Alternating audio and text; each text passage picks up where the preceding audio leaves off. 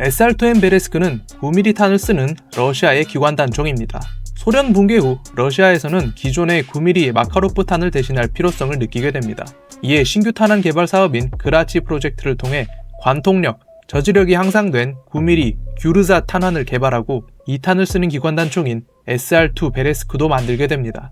이 총은 독특한 특징이 몇 가지 있는데, 먼저 독일의 G3와 MP5의 관계처럼 SMG임에도 라이플 구조를 베이스로 하고 있습니다. 소음기 내장 특수 돌격소총으로 유명한 아스발을 기반으로 SR3가 개발되었고, 이런 SR3의 구조를 상당수 가져와 SR2가 만들어졌습니다. 이 때문에 주로 소총에서 쓰이는 가스직동식 회전 놀이쇠를 사용하며 전통적인 동구권 소총류와는 다르게 조정관이 좌우측으로 나뉘어져 왼쪽에선 단 연발을, 오른쪽에선 안전 격발 유무를 설정할 수 있습니다. 또한 휴대성을 극대화하여 핸드가 된 접이식 수직 손잡이가 후방엔 위로 접히는 개머리판이 달려 있습니다. 이렇듯 용이한 휴대성과 괜찮은 탄의 위력 덕분에 방탄 방패를 들고 운용이 가능할 정도이지만, 개머리판 마감이 너무 날카로워 옷이 찢어지거나 손이 다치기도 하여 실전에선 개조하여 사용하기도 합니다. 이런 베레스크는 초기의 SR2, 이후 접이식 손잡이 추가, 소염기 개선 등이 이루어진 SR2M, 전방과 리시버에 피카티니 레일이 기본 장착되고 소음기를 장착할 수 있는 SR2MP까지 개발되었으며 현재까지도 러시아의 특수부대에서 잘 쓰이고 있습니다. 에어소프트건으로는 상대적으로 마이너해서 그런지 전동건은 MPO, 가스건은 최근 랩터사에서 출시한 게 유일무이합니다. 오늘 리뷰할 총은 랩터사에서 출시한 SR2M 베레스크입니다. 신작인 만큼 내 외부는 모두 순정 상태 그대로입니다. 총기의 길이는 개머리판을 접었을 때 360mm, 펼쳤을 때 600mm이며 무게는 1.56kg입니다. 러시아의 끼릴 문자를 영어식으로 배치한 독특한 디자인의 박스를 개봉하면 총기 본체, 간단한 매뉴얼, 탄창, 그리고 공탄 장치가 들어있습니다.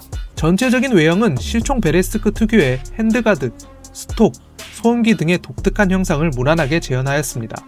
좀 더 자세히 살펴보면 리시버 우측면엔 접이식 장전 손잡이와 안전, 격발 각인 및 셀렉터가, 리시버 좌측면엔 단 연발 각인 및 셀렉터, 그리고 총기 명칭 및 총번이 박혀 있습니다. 수직 손잡이와 개머리판을 접은 채로 사격이 가능하지만 장전 손잡이는 접은 상태에서 격발 시 더스트 커버에 손잡이가 긁히기 때문에 반드시 펼친 후에 사격해야 합니다. 개머리판은 상부의 구조에 손가락을 놓고 뒤로 당겨주면 펼칠 수가 있는데, 실총처럼 이 제품도 마감이 깔끔하진 않아 손이 베일 수 있으며, 또한 접은 상태에서도 상부에 난 구멍으로 튀어나온 스프링 끝단에 손이 찔릴 수 있으므로 항상 주의가 필요합니다. 수직 손잡이는 하단의 버튼을 끝까지 당겨줘야 깔끔하게 펴지는데, 힘을 억지로 줘서 펼치면 파손이 될 수 있으므로 절대로 힘으로 펼치지 마시기 바랍니다. 이렇게 손잡이를 펼친 뒤 9발의 하부를 통해 쉽게 호법 조절도 가능합니다. 소염기는 전방 텐션 핀을 누른 뒤 돌려주면 제거가 가능하며, 여기에 옵션으로 나온 소음기를 달 수도 있습니다. 이외에도 FCW에서 상부 피카티니 어댑터 등도 옵션이 있으니 참고 부탁드립니다. 총기의 재질은 전방 슬링고리, 탄창 멈치 및 더스트 커버는 스틸이나 이외 리시버, 프론트, 트리거, 셀렉터, 볼트 캐리어 등 나머지는 대부분 알루 및 아연합금 재질입니다.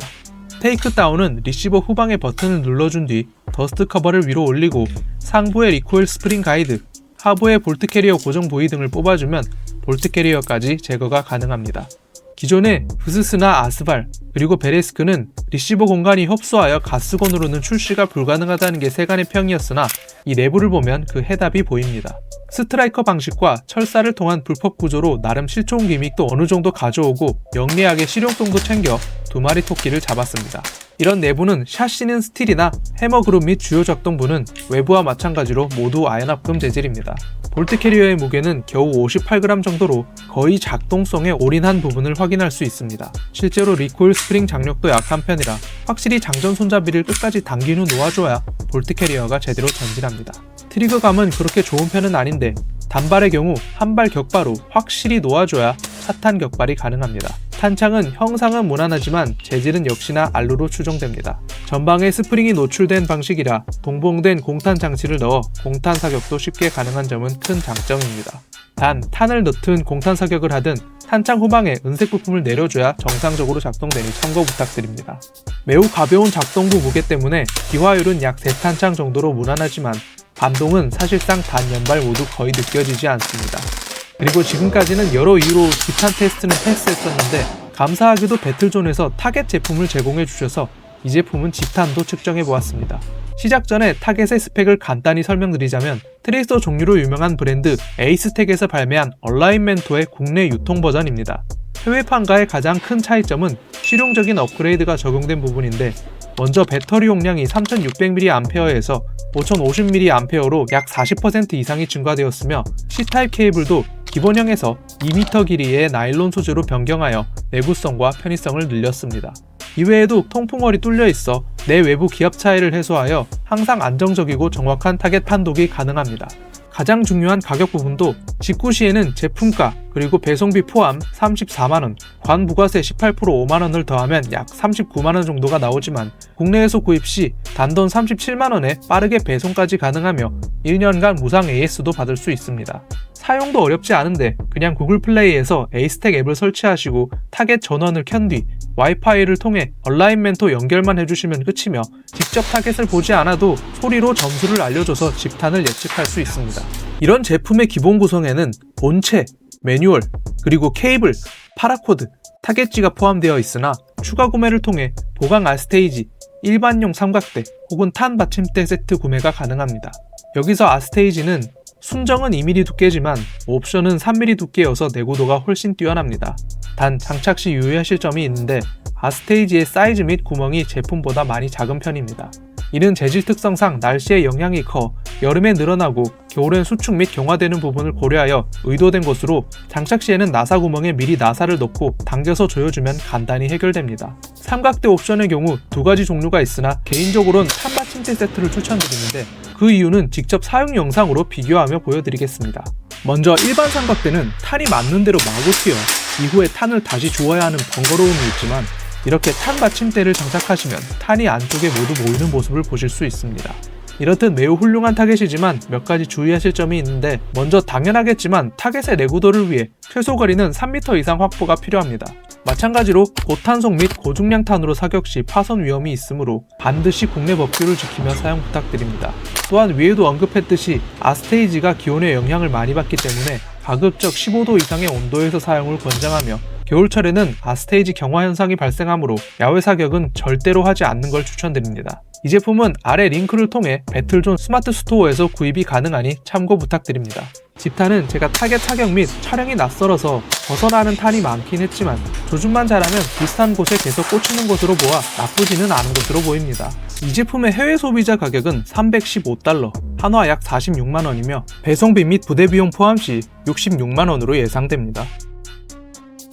마지막으로 개인적인 평점과 결론을 함께 말씀드리겠습니다. 외관 7.5, 무난한 외형, 아쉬운 재질, 반동 4.5, 연발 시에만 간신히 느껴지는 반동, 기화율 5.5, 두 탄창 이상 사용 가능한 무난한 기화율, 내구도 7, 딱히 모난 곳은 없으나 재질로 인한 태생적인 한계가 존재함, 옵션 호환성 6, 아직은 외장 레플리카 옵션만 존재함.